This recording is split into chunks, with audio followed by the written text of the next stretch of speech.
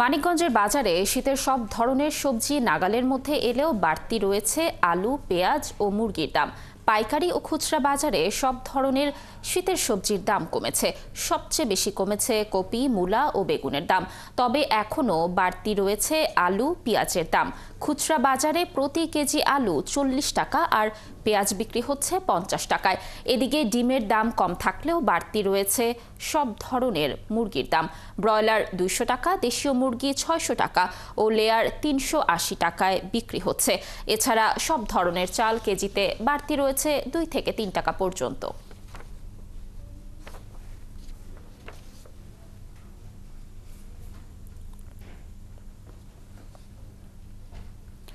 দর্শক, মানিকগঞ্জের বাজার পরিস্থিতি জানাবো এবার। যুক্ত হচ্ছেন সহকর্মী মনিরুল ইসলাম মিহির।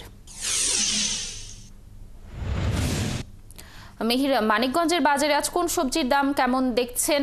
কোন পণ্যের দাম বাড়তি দেখছেন কিনা এবং কত দামে বিক্রি হচ্ছে, কি বলছে বিক্রেতারা?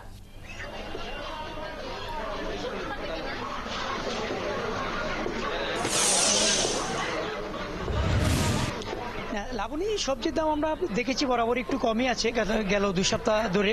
হ্যাঁ, তবে বাড়তি আছে এখানে আপনার চাল এবং আমরা দেখছি মুরগি।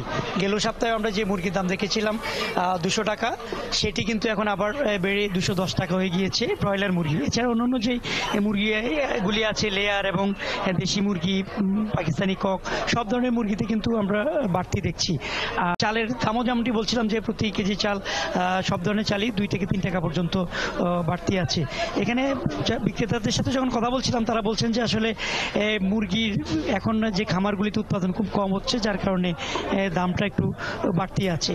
এবং ডিমের দাম তবে কম আছে। এখানে ডিমের সরবরাহ বেশি, এর বাইরে কিন্তু আমরা দেখছি যে ডিম মানুষ কিন্তু কিনছেও কম, চাহিদা কম, যার কারণে ডিমের দামটা একটু কম। তবে মুরগির যে বিক্রেতা যারা আছেন তারা আমাদেরকে বলছেন যে এখন খামারে মুরগির উৎপাদনটা কমে গেছে, যার কারণে এই বাড়তি দামে তাদেরকে বিক্রি করতে হচ্ছে।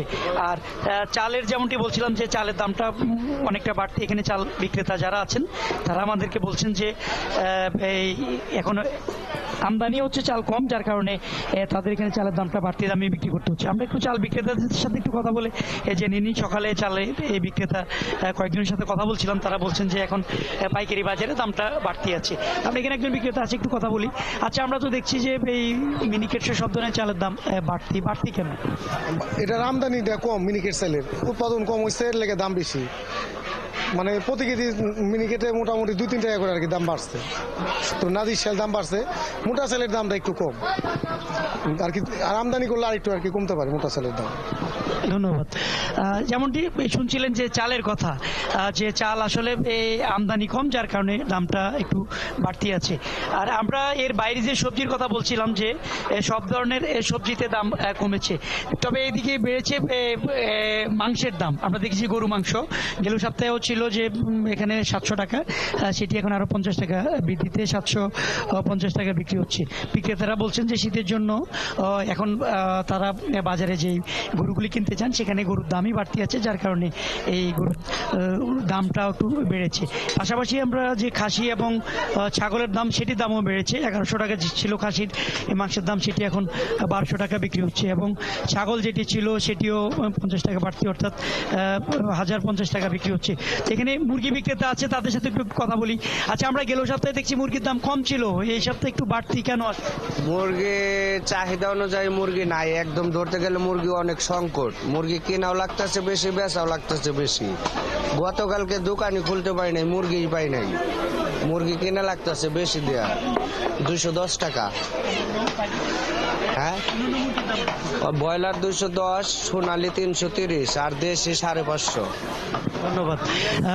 শুনছিলেন আসলে যেমনটি বলছিল বিক্রেতারা, তাদের এখানে ব্রয়লারগুলি মুরগির দাম সবচেয়ে বেশি বেড়েছে এবং খামারে তারা বলছেন যে আসলে। ধন্যবাদ আপনাকে আমাদের সাথে যুক্ত থাকার জন্য। দর্শক, মানিকগঞ্জের বাজার পরিস্থিতির সর্বশেষ তথ্য জানাচ্ছিলাম।